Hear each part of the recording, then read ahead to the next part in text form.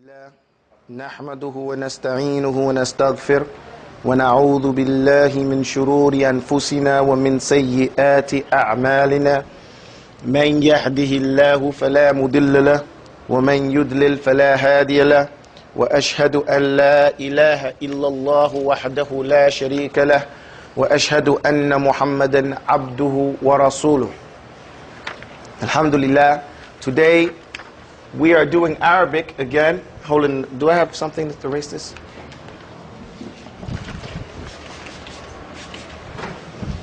And what number lesson are we on? Who can look at their notes and tell me? Which one? 15. Number 15. Alhamdulillah Rabbil Alameen. Last time we were here, we did like this. We said, so this lesson 15 15 10 درس الدرس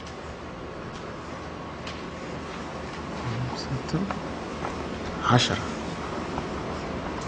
Okay, look. Here we go. Last time we had alif, ba, jim, dal, saying abjad. Then we have ha, wa, za, hawaz, abjad, hawaz. Then we said hu, ha, ta, ya. So here we have huttiya, hawaz, and abjad. 1, 2, 3. 3 words. Today, and these 3 words go through different letters. 1, 2, 3, 4, 5, 6, 7, 8, 9, 10. This gives you the numeric value for each one of these letters, right? Now we're on another letter. This word is called kalman, all right? Kalman, okay? And some people say kalmoon, okay? What it is, in English, you have KLMN, right? KLMN. Yes, ma'am. Excuse me? Okay.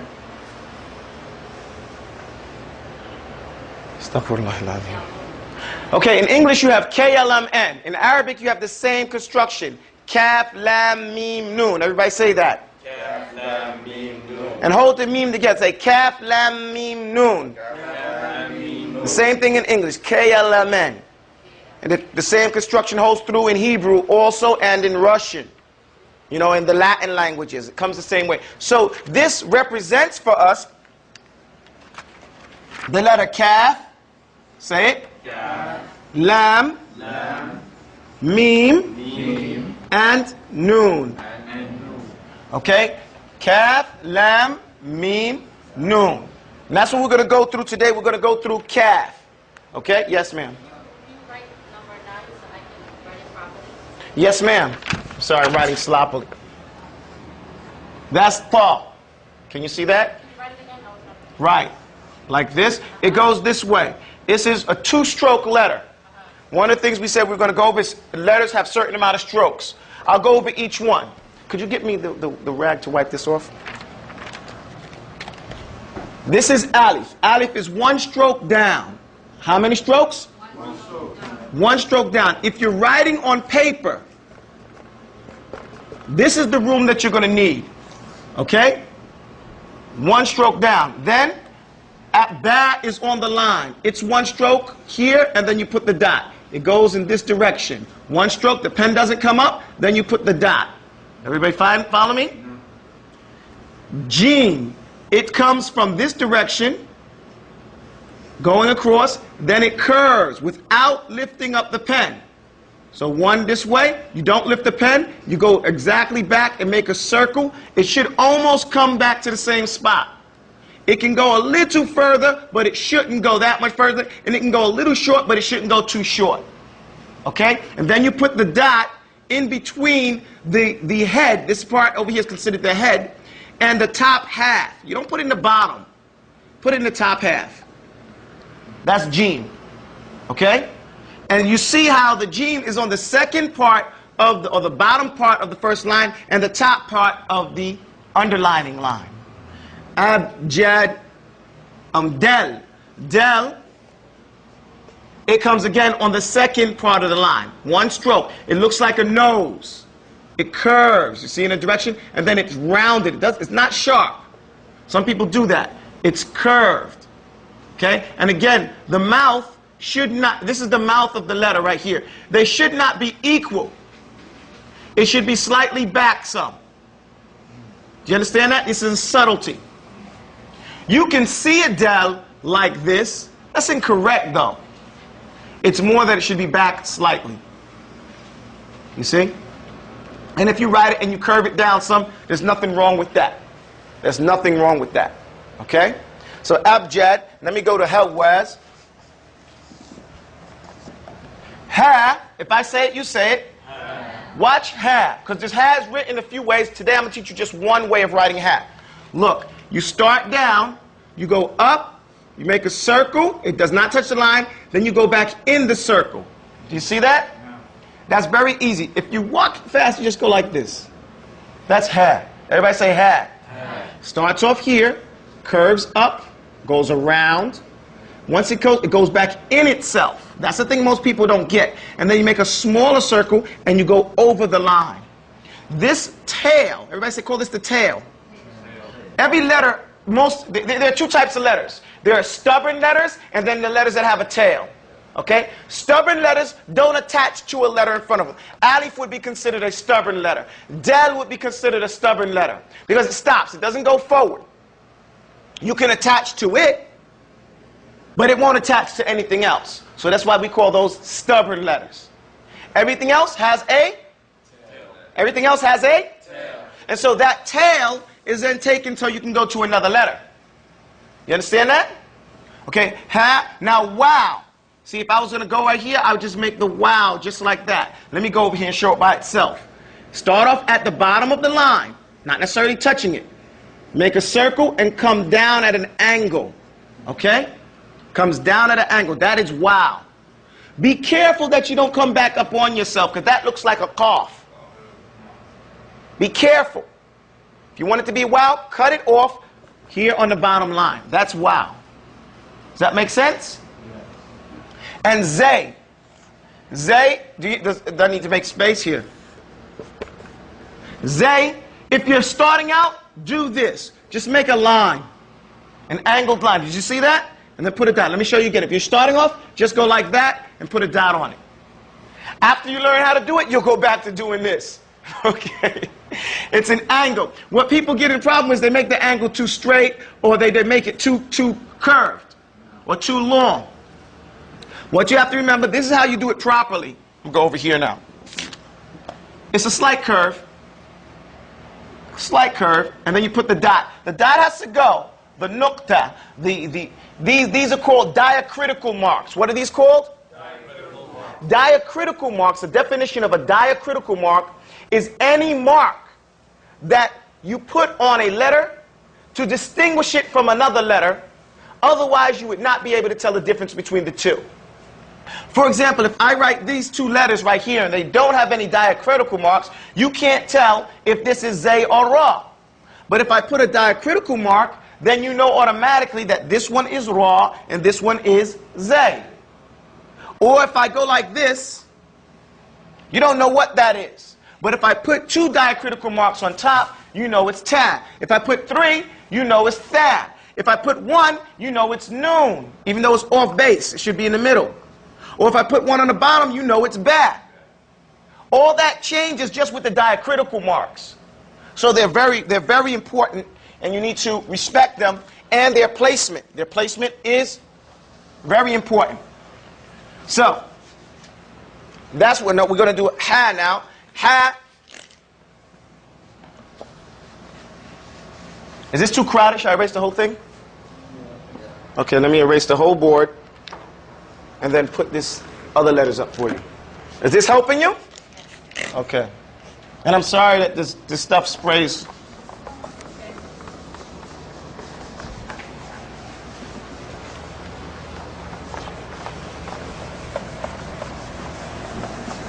See, the problem with the Arabic language is, number one, a lot of people don't learn how to read properly at the beginning. If you learn these little fundamentals now, as you go on, you won't get stuck and you won't have anything to stumble upon. Because you'll know everything you need to know about the alphabet, and then you can leave it alone and utilize it. You understand? So, we're going back here.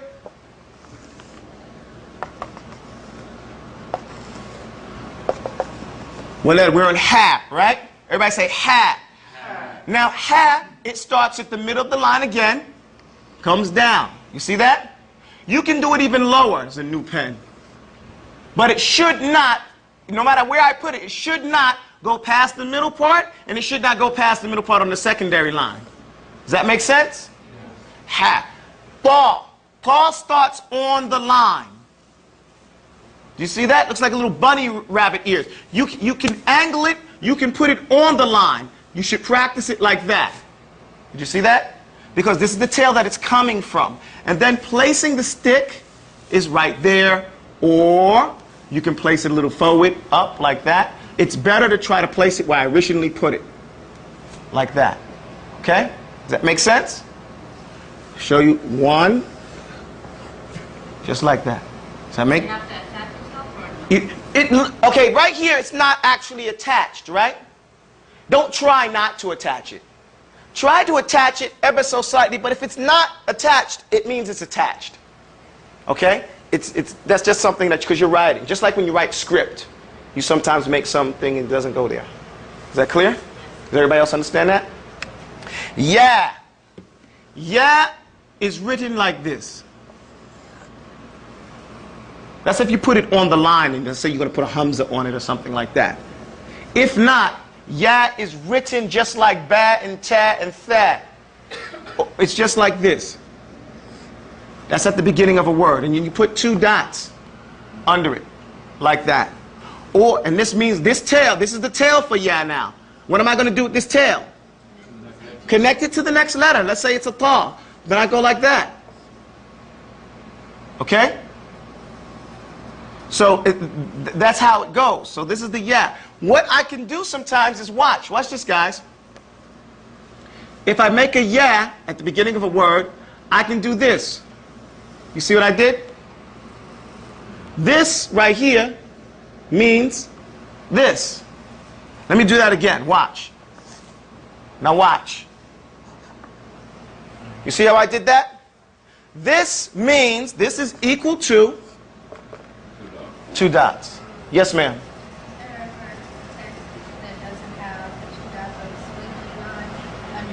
Yes, there's sometimes the yeah might not have a squiggly line. Depending on what you're reading, if you're reading something in Arabic where they may assume that they don't need to put it there at the end of a word sometimes. Sometimes you'll see a word like this. This is a yeah from here down. This is the tail, this is a fa, this is the yeah. Or if you see ila, excuse me? That means fi. And this means ila. Okay? Yes? So how would you be able to distinguish if they don't? Practice. How would you distinguish? Practice, practice, practice. Get used to seeing it. Once you get used, here I'll show you all those different types of things now, and different type of scripts, insha'Allah ta'ala, by the time the end of this course, and you'll be familiar with them. Familiarization is the first part of learning. And then it goes on. Your knowledge takes 6 stages. One is jahl al-basit, just regular ignorance of a thing in totality. Then jahl al-murakkab, where you know it and you really think you know it, but you don't know it, so it's compounded. Then you get into, tawahhum, where it's not really clear and it's confusing. Then shak, which is some doubt. You know it and then you know it in another way. Then you get the dhann. I think I got it, but I'm not really confident. And then ilm al-mutlaq, ilm that you know it absolutely without any unshakable doubt about it. And so you just go through those stages with the letters, learning. Okay? Can I go on? All right. Now, practice. This is a practice for learning the alphabet. Remember, everything takes its time. And the Prophet ﷺ was telling us that when learning, you breathe. The body breathes. And the mind breathes. So breathe towards the sunnah. What I'm saying here is this. The more you practice, the luckier you'll get. This is a drill. Once you learn all the letters, you should practice writing the letters without lifting your pen. So you start, let's say you're going to do abjadiyya. You start, you say alif. What's the next letter? Next letter. Okay? I'm sorry, I did that. Huh? Del. What's the next one? Abjad. Ha. Oh, you said ha or ha? You see that? Let's do this again. Alif, ba, jim, del. So now come here and put the dot there, right? In the hamza. After every word, you go back and put the dot, jim. Okay, what's the next letter word? Ha. Wow. Za. What's the next word? Next one? Come back and put the two dots there. What's the next one?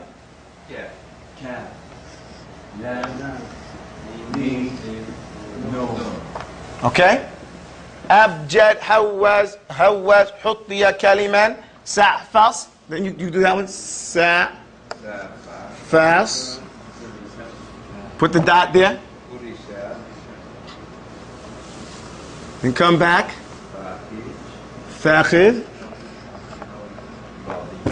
Bavid. And you practice writing it, or you do it in the way what's the way the it's huruf hijaiya, and you write it like this. Let me start here. You go alif, ba, ta, tha, jim, ha, kha, dal, dhal, ra, zay, sin, shin, sad, dad, ta, ضا عين غين فا قاف كاف لام ميم نون ها واو يا. And then you come back. Alif, ta, tha, jim, ha, kha, dal, dhal, ra, zay, sin, shin, sad, dad, ta, ضا عين غين. I'll do it the way. Fa, qaf, kaf, lam, mim, nun, ha, wa, ya. And you practice that. You practice not lifting your hand except where you have to. And then you look at it. Can I read this? Alif, ba, ta, tha, jim, ha. And you say, okay, well, if that's like that, I can't do it. You can do it another way. If you do, let's say, alif, ba, ta, tha, and then you go down. That's one way of doing it. Okay? Let me do that again. This is ab, ta, tha, jim, ha, kha. What you can do is so, ba, ta, tha, and then you go down, down, down, and then you start going again. So this would be jim, ha, kha. Like that. But it's easier. Well, that's easier too. Then dal, dhal, ra, zay, and ila akhiriha. And little things like ila akhiriha, little things like this, alif, lam, kha, which means etc. You learn those in these types of classes. Okay? This means ila akhiri. And you'll see that in a book or something like that. Ila akhirihi. And if you want to know what you see when you see this like this means intaha, finished. The alif and the ha, intaha. These two things, I see you guys writing them down.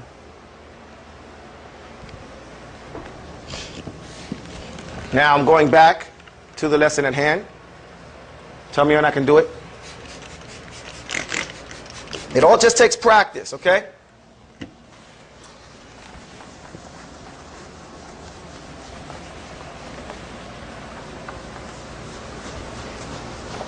Now, today's letter is what?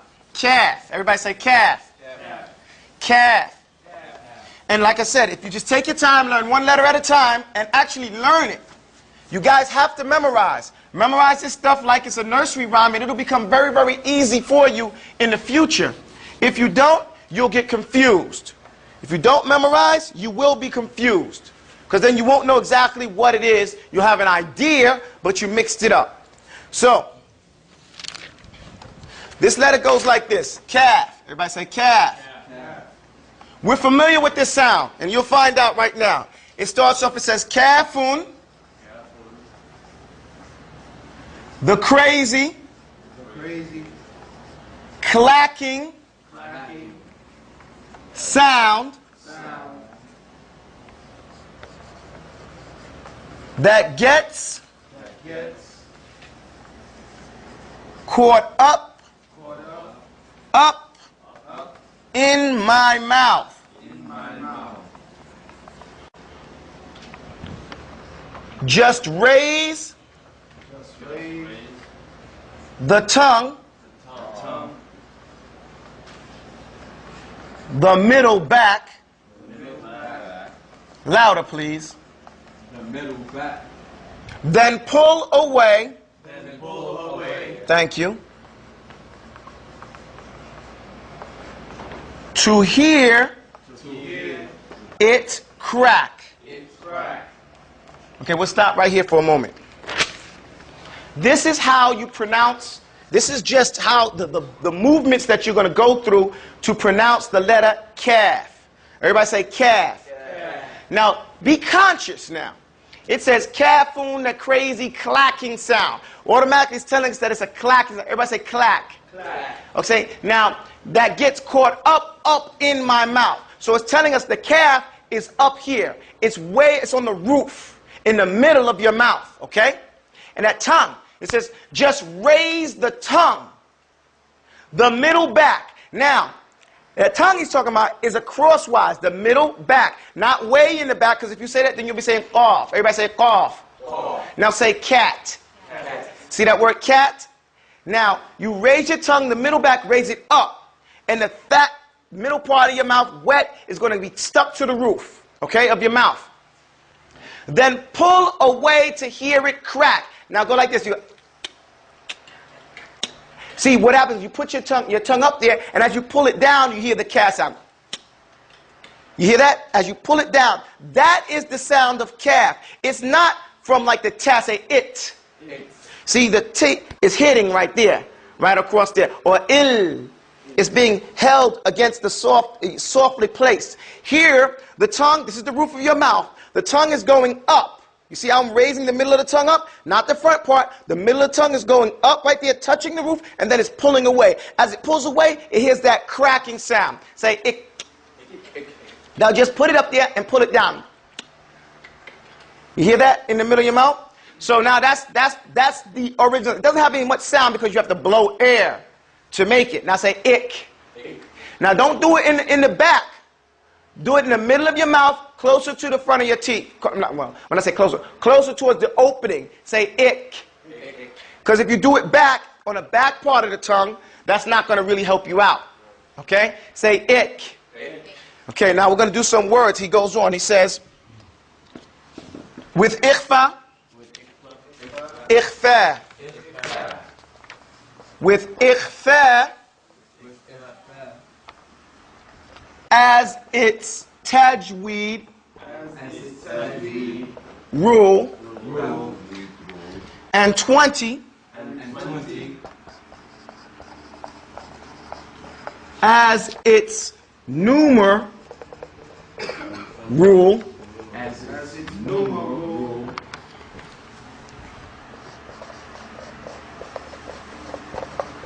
قول همس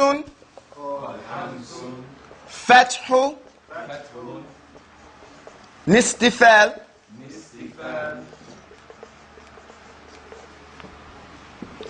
to cut a calf is criminal.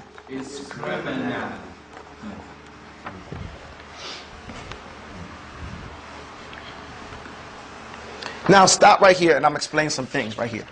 In this poem, you will find, and all the remainder, I guess, of these poems, you'll find words in here to make you practice the sound that you are attempting to make. Okay? So, he says, with ikhfa as its tajweed rule. So what are we learning? There's some things we're supposed to be learning from each one of these poems. What are the things we're learning? Description is numeric value. Tajweed rule. it's makhraj, and we said there's two types here. That when we say that we're talking about the makhraj by itself, which is how we pronounce the letter, and then with the other letters, which ikhfa, that's something with the tajweed, okay? But it starts off with Bismillah, alhamdulillah, then blessings on the Prophet. I'll have my say with you today concerning orthographics. Descriptions, that's the descriptions. Their numerals, points of articulation, the tajweed. As each one comes and as it does, it has its own sensation. So we're having that right here, right? Now on top of that, he's going to give you some words, some statements. You'll be saying them. So it's saying like this. He says, with ikhfa as his tajweed rule, ikhfa is to hide the sound, to conceal it, but not to cover. It means to cover it, but not to give it any protection. 20 as its numeral. So we went from 1 to 10. Abjad, hawaz, huttiya. That's 10. Now it's going to kaf, and that's going to be 20. So now we're moving up by tens. You see as the numbers go?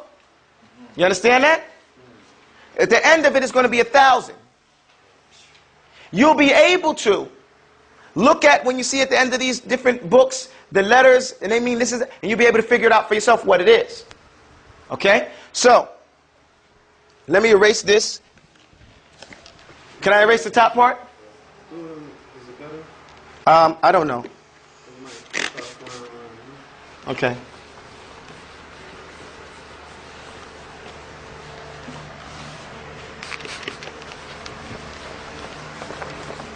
Alhamdulillah. Is that better?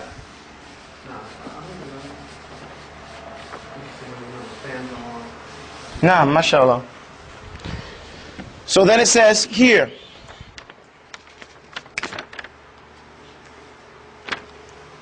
say cuckoo, Say cuckoo, kitten, kitten, cricket, cricket, squad. Squad. The shiddah is inside, is inside, they cried. they cry. Some cocoa, Some cocoa, colored colored, cats, cats, they screamed. they scream. I think it's A. Yeah, I'm sorry. It's something It's something what them kafirs what them need. Okay, so here, this part of the poem here, he says, say cuckoo, kitten, cricket, squad. Say it. It may sound silly, but say it properly. Say cuckoo, Say cuckoo, kitten, kitten, cricket, cricket, squad. If you say that, you're beating up the makhraj of kaf. Say it again. say cuckoo, kitten, cricket, squad. Squad. I like this word squad because when it makes you go up to the makhraj and come down. Say squad. You see how your mouth automatically goes and does that dip? The shiddah is inside, they cried. Say cried. Cry. Shiddah is from the sound, the sifat of kaf. Has to come with some strength. Say ik. See, it goes in. Some cocoa-colored cats, they scream. Say that. Some cocoa-colored cats, they scream. All this is dealing with the makhraj of kaf. Even though in the English language they use C, the letter C, but all this here helps you learn the makhraj of kaf. It's a practice. It's something what them kafirs need. And something here is like shiddah. Something is restraint. Is restraint. So this is what it has here. So it starts off pretty technical and then it gets kind of silly. But in the silliness, there's some practice for us. So it says, kafun, that crazy clacking sound that gets caught up in my mouth. Just raise the tongue, the middle back, then pull away to hear it crack. You hear that word crack also has it, because when you say word crack, you go directly to the makhraj of kaf. Then it says, with ikhfa as its tajweed rule and 20 as its numeral rule, called hamsun, fathun, istifal. Okay, I didn't explain that. It said fathun istifal. I didn't explain this part right here. Hamsun is that whispering sound. Say ik. You can't stop that calf once it starts out. Say ik. Now you see that sound? Once you stop talking, it still says tss. That's that whispering. Okay? So in fathun, what do? Your mouth is what? Open. Say ka. See, you can't, it's not ka, it's ka. Some people, I was listening to them, we were going over recitation of Quran, and they were saying kanu, kana. No, it's no ka, it's kana. They were trying to say kana. Well, kana Allah. La, it's ka. And that's what that fat here. Then istifab. Your tongue starts off flat. It has to start off flat. Say calf. You see how you open your mouth and it's flat, and then the middle part goes up? Say calf. And where does it go back to? Being flat. So it's laying down. That's the istifab. Okay? And it says to cut a calf is criminal, meaning that if you say it and you don't give it its fully, you don't pull away, that's criminal. You haven't pronounced the calf properly. You know what I'm saying? You have to pull it away and complete the sound. Does that make sense? Yes. Okay, I'm just asking because I want to know you guys understand what I'm talking about. Okay? So, you say cuckoo, kitten, cricket. So we say kitten in Brooklyn, you know, we say kitten. Or New York, I should say. Kitten, cricket squad. The shidda is inside, they cried. Some cocoa-colored cats, they screamed. There's something what them cappers need. And something is the restraint, like we said earlier. That's what we have for the letter. Do I have any questions about this? We sure? Okay, I expect you guys to memorize this. Even though it may seem like it's like a childish nursery rhyme, this will help you not only master the letter, but teach it to your children so they know how to articulate the letters properly. And the hardest thing for someone to do is to relearn their pronunciation of words. And this will help them even in the English language to articulate properly. Okay, so if I don't have any questions, I'm going to move to the second part of our lesson. In actuality, we have 2 lessons here, right? The lessons that we have here is dealing with the basic letters, and now we're dealing with the grammar. Somebody recite for me Al-Ajrumiyya from the beginning. I can't hear that, somebody.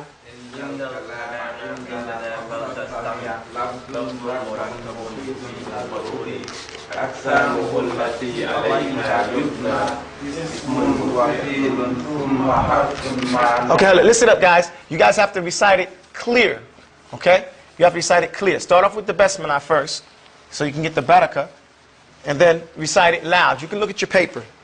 I hear papers flipping around anyway.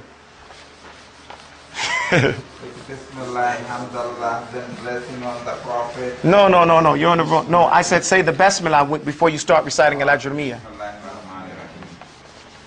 Go ahead.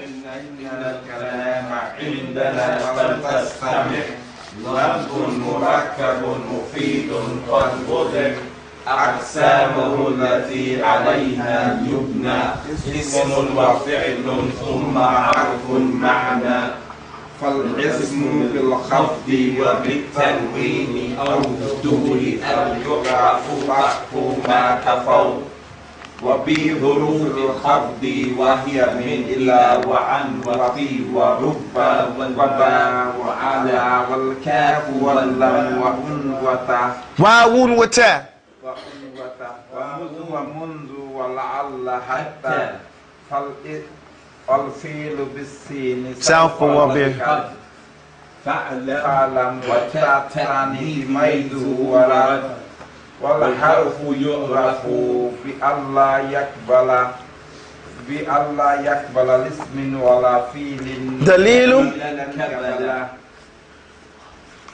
Okay. Now you give us a new one. Let's hear it. الإعراب تقدير أو آخر كلمات. No, that's not how it sounds. الإعراب تغيير أواخر الكلم تقدير أو لفظا فذا الحد اغتنم وذلك تقدير للتراب عوامل تدخل في الإعراب تدخل.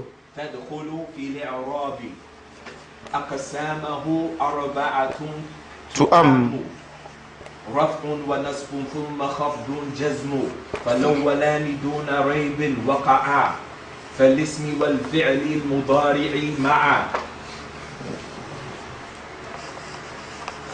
فالاسم قد خصص بالخفض كما قد خصص الفعل بجزم. فعلما. Okay, here we go.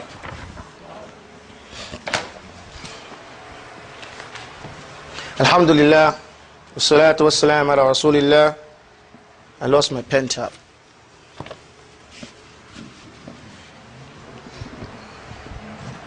Okay, alhamdulillah, mashallah.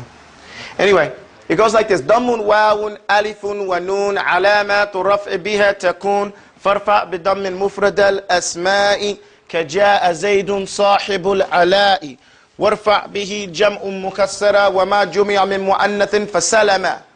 Okay, here we are talking about, I'm going to use these hamish, I'm going to use the sides over here. Okay, so it starts off by saying Dammun, Wawun, Alifun, wa Nun. Now we're in the signs of Raf'i.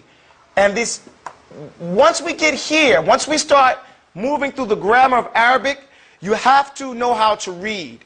Okay? This is a stair-step lesson, but you still have to know how to read. If you don't know how to read, then don't confuse yourself. Okay? Because reading is very much part of it. But it starts off Dammun, Wawun, Alifun, wa Nun. In English, it doesn't make sense. A Dammun is this sign right there. Dammun is that sound. To Dammu somebody is to hug them, to pull them close to yourself. But here it represents the oo sound. The oo sound. Everybody say ooh. Ooh. When you say ooh, you should push your lips forward. Ooh. Ooh. Ooh. If everybody's old enough to remember Horseshack, he used to go ooh, ooh, ooh, ooh, ooh, ooh, ooh. He was good at that, but that's the proper way to say ooh. One of the letters, this is one of the sounds that's very difficult for Americans because they become so lazy. They want to say ooh like this, ooh. And you have to put a little bit of lip in there, okay? Ooh. Everybody. Ooh. Ooh. So that's Dammun. Wow is this, the letter. Wow, that we learned from Hawaz. Wow. Okay? And it is yunasibu li'u, meaning that Dhamma comes. What is the sound? What does Dhamma look like? It looks like a wow. So it's a wow. That is yunasibu lahu, meaning that if you want to make a long vowel for ooh, you say ooh. And if you want to write that, you have to write that with the letter wow in Arabic. So it's Dammun Wawun Alif. Everybody say Alif. Alif. Alif is the letter that we know as Alif. And then Noon is the letter that we know as Noon. These four things, 1, 2, 3, 4. These are the signs of Raf'i. Say Raf'i. Okay? Now, the reason why I say we have to do this in Arabic and then I write this in English here is because I want you to understand it as much as possible. Raf'u or Raf'i or Marfu'u, they all mean the same thing. Because remember, the Arabic language is tied to root letters. What is it tied to?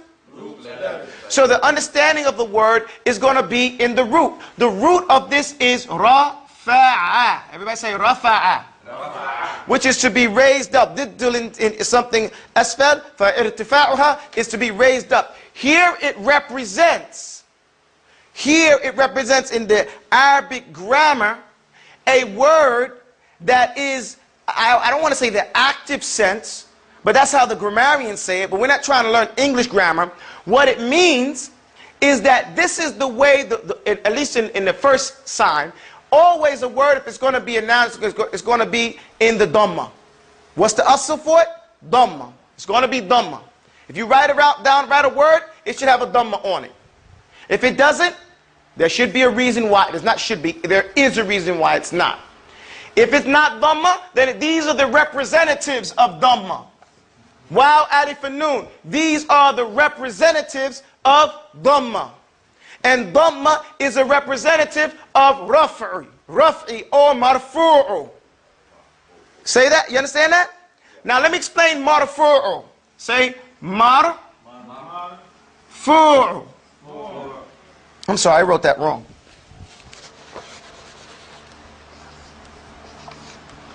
Marfu'. Okay, step to the marfu'un. Marfu'un, you see ma in front of the word. What does ma mean in front of a word? Place. When you see a word, now I'm going to give you another rule here.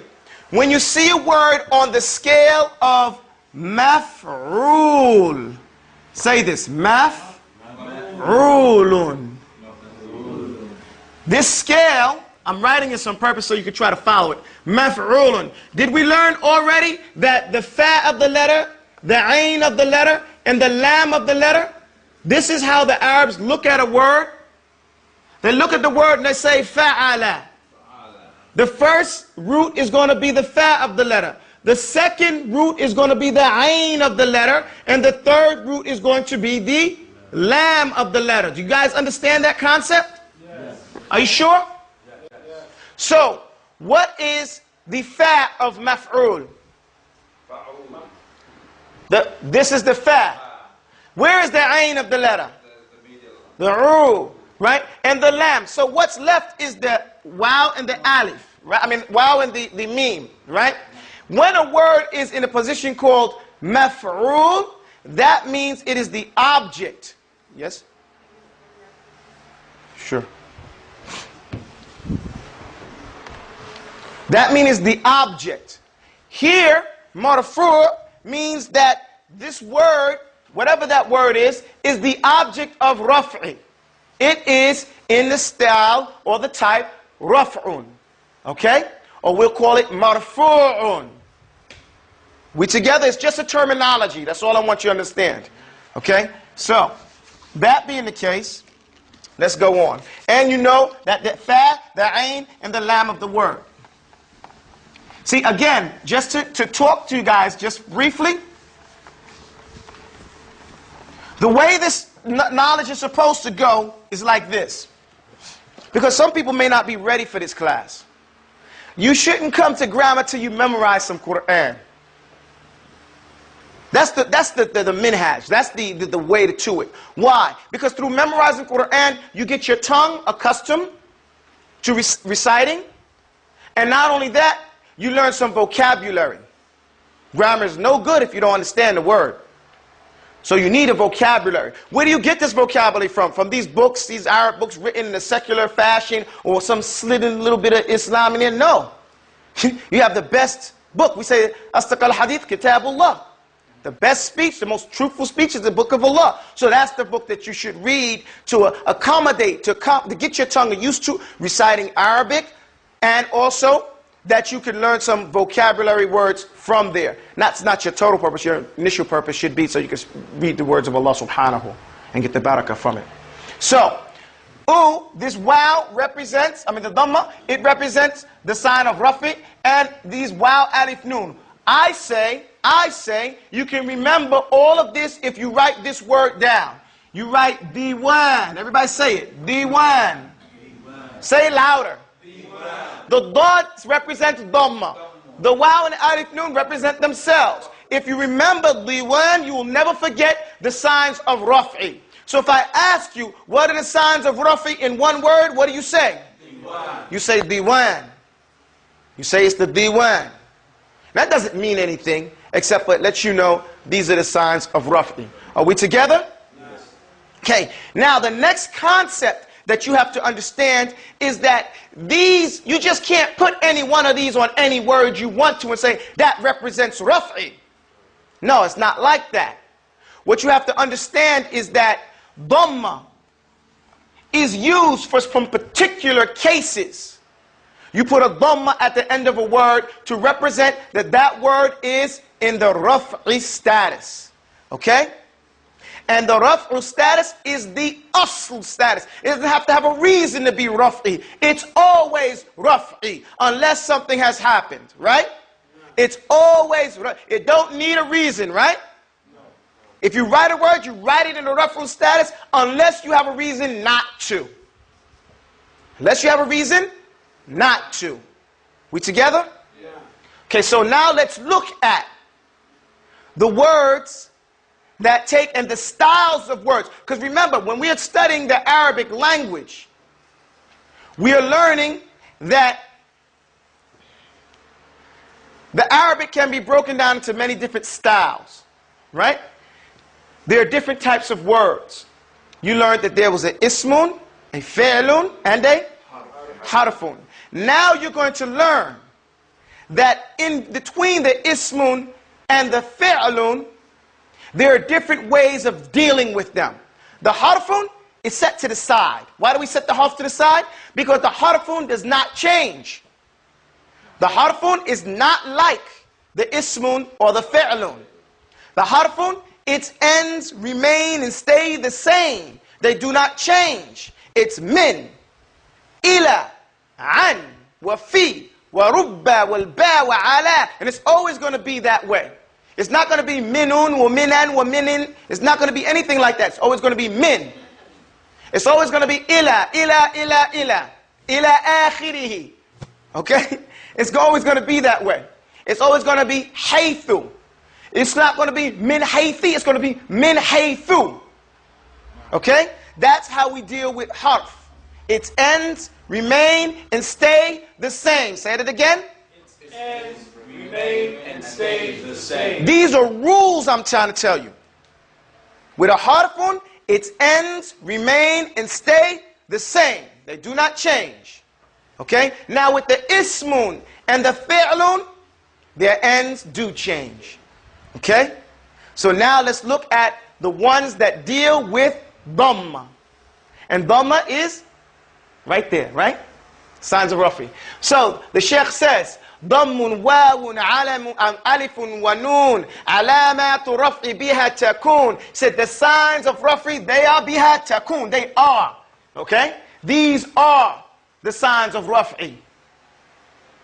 Now, farfa, fat here is like, now it's nafiya. He said, okay, so now on, we're going to start off with something else, but hey, farfa. So then here's an order for you to make it raf'i. Okay? Farfa, meaning A, make it raf'un. Okay? Show that these letters are, these words that we're going to go on to right now, you can show that they are raf'un bidammin. Okay? You use a dhamma, here's a dhamma, to represent these words. If you want to make these words raf'un, you make the next words that I'm talking about raf'un with dhamma. So it says, farfa' bidammin mufrad al-asma'i. What does it say? Farfa' bidammin mufrad al-asma'i. That's why I say you have to memorize. So make these words, al-mufrad al-asma'. What is a mufrad al-asma'? Let's break the word down. I'm coming over, let me go over here.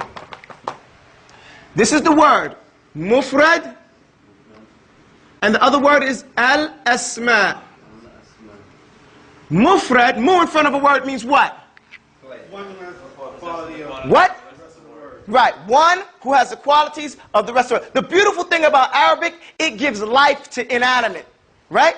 So, mufrad, here is the word farada. What does farada mean? Come on, we accept. What is Islam? Tawheed is ifradullahi bil ibadah. It is to isolate, to single out Allah with ibadah. And we say ifradullah, to single Allah out, right? So a mufrad is one that is singular. Okay? Mu is one who, frad, and we know the word farid. No? So mufrad is a word that is singular. One word that is singular. What type of word? Al-asma. What is al-asma? Al-asma is the plural of ism. So ismun is one. What is ismun? One. Ismani is two. If it's three or more, then it's called asma. What is it? Asma. So mufrad al-asma'i means the singular supernouns, right? The singular supernouns, because we know it's not a noun. Why is it not a noun? Speak up. It also includes descriptions. No, I want a full sentence. It's a supernoun because it also... You still lowered your voice. It's a supernoun because it includes description. It is super. What does a noun represent?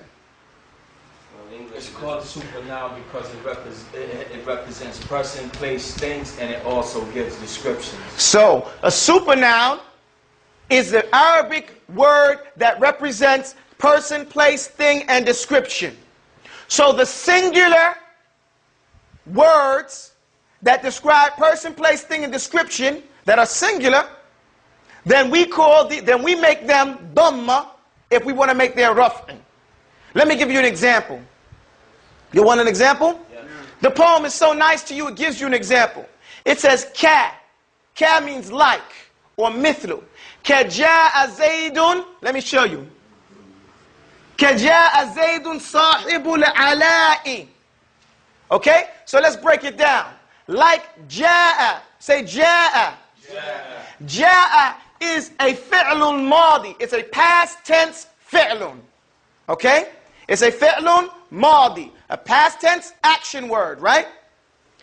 It's represented with a fatha. It's mabniyun ala fath. I think I told you, but I'm going to tell you again. There are two types. Two types of, it's not i'rab, but words that we consider when we're making i'rab. There are words that are mu'rab. Everybody say mu'rab. Mu'rab means one who makes i'rab. Okay? And i'rab are the changes that take place at the end of the word. And then we have mabni. Say mabni. Mabni are those that do not change. They stay the same. Okay? Now, a past tense action word or a past tense verb is mabni. Say that. Say it again. Say it again. It's mabni on a fatha. It's mabni on a fatha. It's mabni on a fatha. A past tense verb in the Arabic language is mabni with a fatha. Nothing else. Nothing. There's a rule you can set in stone. It is nothing else. Every time you see a past tense verb in the Arabic language, it will have a fatha on it. Period. That is the rule. You can live by that. Ja'a. No, say ja'a. The past tense verb of he came. Ja'a Zaydun. Now, Zaydun, he is a mufrad asma. He's from a mufrad al-asma. He's a singular ism. Zayd, because we said a person, place, thing, or? Right, so Zayd is singular, right? And he's a person, right? You following me? Yes. You scratching? You with me? You good? Yes. So how do we represent him in raf'un?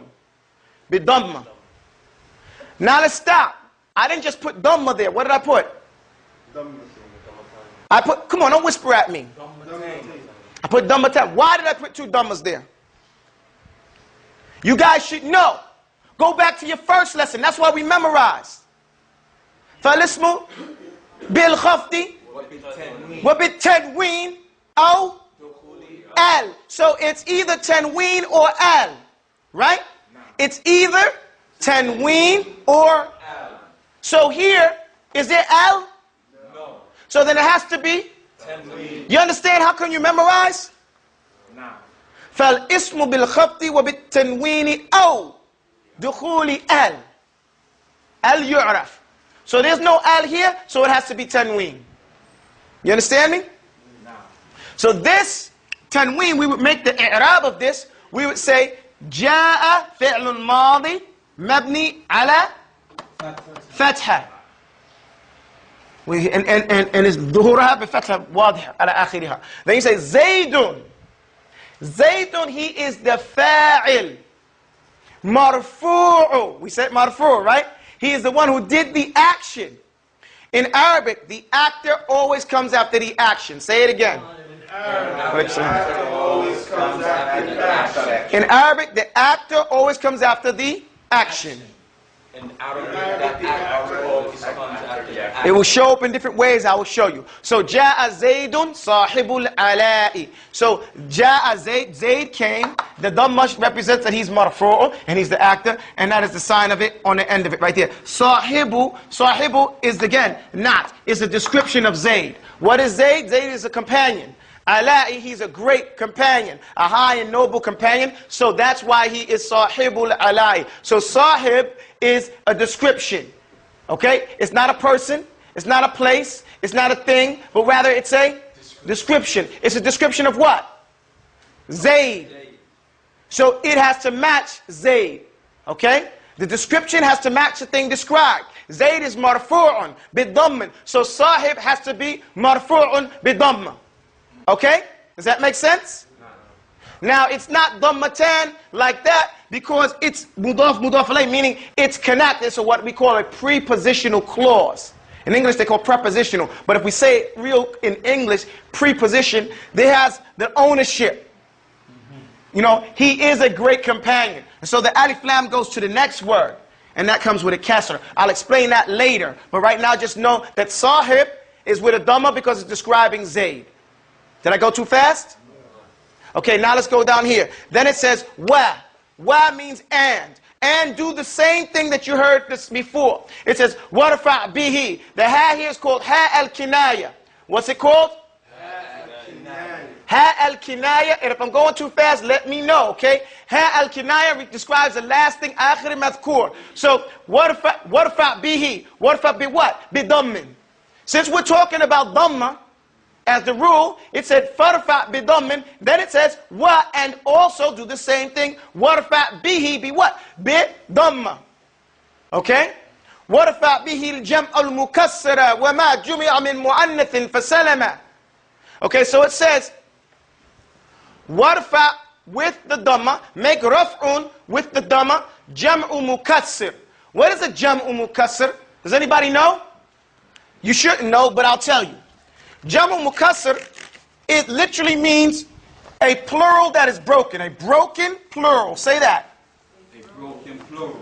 A broken plural is any word that changes its shape when it goes to the plural. Okay, for example, look, read this word. Everybody say babun. Babun. That means door, right?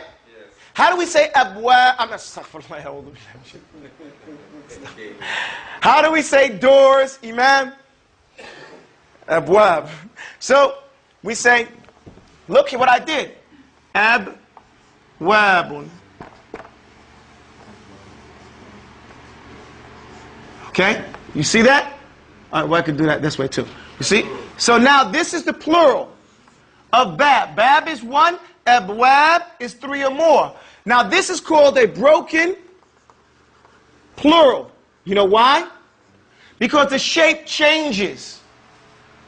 You understand that? So the shape is broken. Does that make sense, guys? Yes. Since the shape breaks, it's called a broken plural. There are some plurals the shape doesn't break, like Muslimun.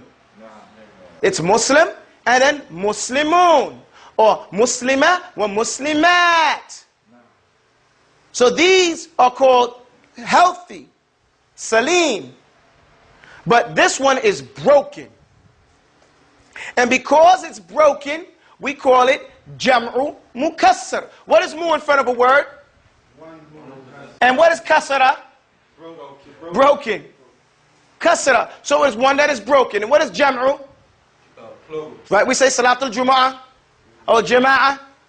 So whatever is a plural, but it's broken from its normal form, then that word too, you make it with dhamma. Does that make sense? We together? We together? Yes. Okay. Then it says, wama. Wama comes with the meaning of alladhi. Okay? Ma comes with the meaning of alladhi. So it says, وَمَا جُمِيَ. It doesn't mean what not, because ma could mean not, but here it means alladhi. And also the thing that is jumi'a, that is brought together, min mu'annithin, that is, what is mu'annith? What is more in front of a word? What is untha? Feminine. Feminine. So mu'annith is a word that is feminine. But it's not just feminine. Fasalima. What does salima mean? It's sound. It sounds. What does that mean? It's sound. You can hear it? Feminine sound. What does it mean? Okay, if this one is broken and this one isn't broken because it's sound, it's salim, it's healthy. Okay? So when you see salima to a word and then people say it's sound, just like a hadith, it's sahih, they say it's healthy. Here, salama means that that word is in the same, it's not broken plural. It's a clean plural. For example, I'll show you. This is mu'annith. Say Muslim, ma.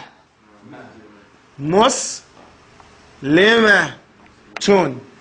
Okay? So a female Muslim, this ta marbuta, and it's called ta al-marbuta because it's a closed ta. It's tied. And that's what marbuta means. Rabata. So it's a closed ta. It's close to a ta al-maftuha, which means it's an open ta. Okay? So just as we go along, we learn all these terms so we don't get confused. We don't hear anything we don't know about. Anything you hear, we know. There's an answer for everything. Nothing is secret. Okay? So, this is Muslima. This is a single Muslim woman. Now, how do we say plural? How do we say many, many women? Muslim women. Muslimat. So we say Muslimat. Muslimatun. You understand? Do you understand? Yes. So now, I know that if I want to make the mu'annithan fasalama, the jumu'a min mu'annithan fasalama, mu'annithan meaning the plural, feminine, sound word. What's the sound about? Because its form is the same. The form doesn't change till at the end of the word. The part that's the word, Muslim, is still there. Whereas in babun, abwabun, it's broken. It changes form. So this is a broken plural, right? Jam'u mukassir, and this is a jam'u mu'annath salima, a plural that is feminine and it sounds, it's healthy, it's unbroken. So these words are the words that you use a dhamma with. Everybody follow me? These words, you can always put a dhamma at the end of it unless there is a reason not to. Someone has to bring you a reason why you cannot put a dhamma at the end of these words. There's one more, but we don't. But we didn't have room to put it on the board. And likewise, I'll just mention it, and then next week we'll deal with that one. And it takes a little bit of time to explain the mudari because that is a lesson in and of itself. Al-mudari is the fi'lun that is like the ismun. All these right here are ismuns, right? Mufrad al-asma'i wa jam'u mukassir, right? And the mu'annith, jam'u mu'annith al-salim. Now we're talking about a mudari, which is a fi'lun. The asl, the foundation, the fundamental with al-asma'i and yu'arrab. And that the asma, their ends change. That's the asl, that's the fundamental with al-asma, the supernouns. The fundamental with verbs, fi'lun, is that they are mabni. They don't change. A fi'lul madi is mabni ala fatha. The past tense verb is built on a fatha at the end of the word. A fi'lul amri is mabni with a sukoon at the end of the word. However, the third type of fi'l, fi'lul mudari, it's called dara'a because it is mithlu. What dara'a means to be similar to something else. So it is a fi'lul mudari, meaning a fi'l that is like the supernoun, the ism, in that its ends change.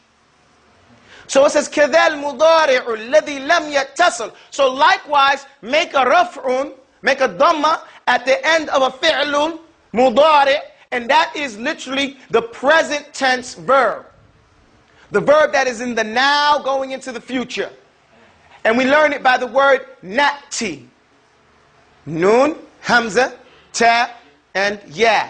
Those words, that word right there, nati, because then you say nati, ati, yati, tati, all of that. The changes, or anata, some people use that one. But nati, because it means something, we coming. Those changes. And we'll go on more about that. Those, if there's nothing on the end of it, then you put a dhamma at the end. أقول قولي هذا وأستغفر الله لي لكم سبحانك اللهم وبحمدك أشهد أن لا إله إلا أنت. آمين.